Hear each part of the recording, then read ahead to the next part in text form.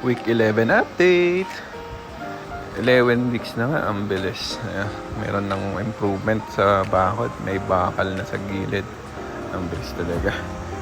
Tapos, yung sa labas, assist pa rin naman. Sa carport, yun pa rin.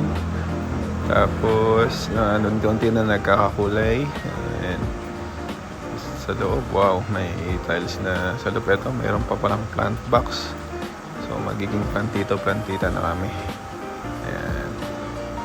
Ayan yung viewing sa kwarto ni Siam. Ayan, papasok tayo sa loob. Ayan, naka-tiles na sila.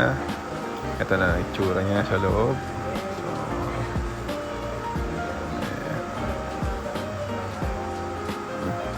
Ang ganda ng ano niya at may tiles na.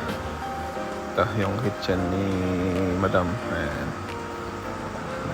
Puntaan natin yung, yan, may tiles na rin sa dirty kitchen, saka laundry area. Ayan. Tingnan natin sa likod.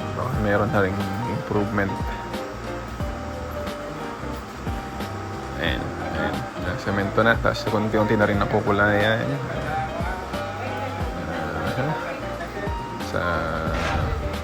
Ayan, tiles na rin. Ito kaya sa walk-in closet, wala pa. Sa banyo, ganun pa rin. Then sa room ni Yan, kulangan ng tiles na ubusan daw sila. Baka magtagal kasi walang stock.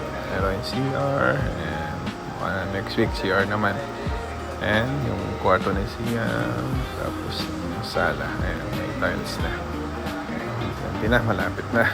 Isang na lang siguro tansyo, mga isang buwan matatapos na. Yun lang. Bye.